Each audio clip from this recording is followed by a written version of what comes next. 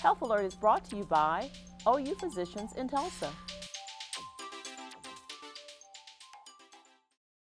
Hello, welcome to Health Alert. I'm Pam Butler. Today we're going to talk about gangs and a parent guide to gangs. And joining me to discuss this important topic is Marvin Blades. You are a former Tulsa Police Department retired, and you worked in the gang area with TPD for over 30 years? Well, I worked in the gang area for about 8.5 years. 8.5 years, but I you were was with with Tulsa them 31 years. 31 years totally, and now you're working with Tulsa Public Schools in their campus police area. That's correct. And you're also the president of 100 Black Men. Currently, yes. Thank you so very much for being here and representing all the groups and your expertise. Now we're going to talk about gangs, because it's a problem that's not just in Oklahoma or in Tulsa, but it's across our nation. Tell our viewers in general, how bad is it? Is it improving? Is it about the same for the past 5 to 10 years? Is it getting worse? Just give us a general sense of gang and gang activities before we go to some specifics of defining them and all that. Well, you know, once I started working for Tulsa Public Schools and actually seeing what's going on inside the schools, I was amazed how many young people are either directly or indirectly involved in gang activity. People like to call kids wannabes, but the problem I have with that term is that I attended a funeral Saturday, and this young man, when he was alive, people was calling him a wannabe. This young man is dead. So I choose not to use the word wannabe. If a kid is claiming it, he's acting it, wearing the clothing and doing all the mannerisms, then in my opinion, he's a gang member. What I'm seeing is that I don't see the level of gang involvement going down. I see more and more young people either dabbling in it or pretending to be in it or being associated with it, particularly in our schools and on our streets and playgrounds. Okay. Well, when we look at what is a gang, and we are going to talk about why do kids join gangs, and I'm going to kind of go through this outline, which will help me hopefully not run out of time before I want to get all the important things in. But when we look at gang, how do we define what a gang is? Does it vary by state? What is it here in Oklahoma? Give us a sense of that, because I may think a gang are a couple of people, and to me that's a gang. It's more than one. Well, the definition of gang does vary from state to state. In Oklahoma, we choose to separate a gang from a social group by adding the word criminal. If they're involved in criminal activity, and state law defines there are 17 different activities that if they're involved in, and they act in concert as a group of 5 or more, then we call them a gang. Other states say 2 or more, some states say 3 or more. But in Oklahoma, we choose to say 5. Yeah, and I'm kind of surprised at that too. I know we've had many other shows on gang, and I still get amazed every time, because it seems to me if you have 2 or more people engaged in criminal activity, then they're a gang. I mean, they're a group. They're not like a social group just kind of hanging out for fun. Well, but see, they still fall in the definition of what is conspiracy. So even if they commit a criminal act and they're not called a gang, they can still be worked as a conspiracy. Okay, but like you said, and we're going to go through that, if they're claiming it, they're wearing the colors, they're doing all those kinds of things, then, you know, more than likely they're a gang. And they'll be worked that way, because another thing we do in Tulsa, we got a gang certification list. And the certification list is used in court, it's used in criminal investigations.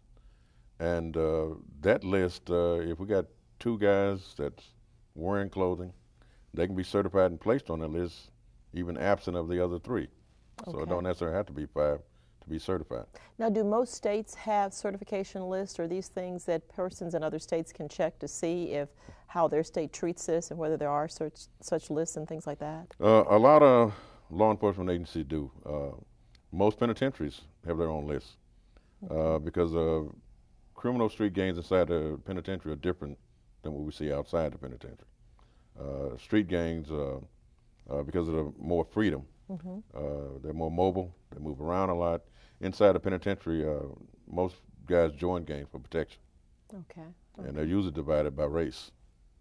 Even more so? Even more so, particularly in the penitentiary. Okay. Now I'm going to go through some of the things in terms of why children sort of join gangs, this listing. And you sort of clarify for us what this really means and how does it apply to why they want to join. Issues of identity. To me, that's probably one of the top issues.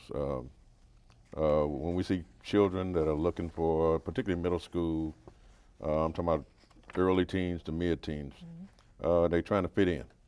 They're looking for identity, and a lot of times they're not receiving that that at home. They'll get it from the streets. Okay, so it's the only person or place where they can have someone to look up to or who seems to be giving them some type of guidance? A lot of times it is, yes. Okay. Lack of options is number 2 on this listing. What does that mean? What I mean by lack of options, a lot of young people, particularly if they come up in impoverished areas, and they're watching TV, they want the same thing that a middle-class kid or a kid that come from means, they want the same thing they have, but they don't have those options. So a lot of times to get the material things like the clothes, the shoes, they'll turn to groups like that because with the exceptions, a lot of times you can also get gifts of shoes, gifts of clothing. You also got the gift of belonging to something that's yours, that make you unique and give you an identity. Now, would peer pressure sort of factor into this lack of options, why people or kids may want to join, is because, like you said, the pressure of wanting to belong or being pressured, being talked about badly or being made fun of, things like that? That can fit, particularly when it comes to schools. In Tulsa, a lot of our schools are divided up by, and this is unofficial. We can go to one school and it's a blood school. We can go to another school, it can be a red mob gangster school or a Crip school or even an Irish mob school. So it varies from school to school, and the type of peer pressure you get is based upon what school you actually go to. Okay. What about protection? It's another one here.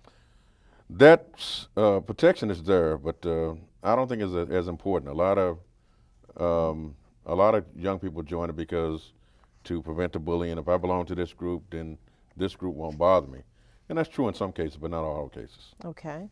Respect. Respect is also probably one of the top reasons that a lot of young, particularly males, they'll join a group when they'll stand back and watch. And for example, let's say Red Mob, those guys, they're driving the fancy cars. A lot of girls are looking at them, things like that. In those young people's eyes, that's a means of respect. And that's a real great attraction for a lot of young people. Okay. Excitement and material gain. Usually in those teens, you take a lot of chances. And a lot of times taking the chances, the excitement of getting in a car that's possibly stolen or being with somebody who you know may have a gun, that's exciting to kids. It's high risk, and a lot of boys in particular like that. Now, do they think, or do you think they think, that with that kind of high-risk behavior, that the likelihood of them being caught, killed, injured, or anything like that would be remote? Or do they think they'll be okay? I don't think kids think past the moment. Okay. A lot of young people that we deal with, and a lot of young people we talk to, they live in the moment. So when you start thinking 5, 6, 7 days ahead, they don't think that way. Okay. They really don't. Because we would think that they would, but like you said, we have to realize from their perspective what they're looking at. And that's true. What about this other factor of unconditional acceptance?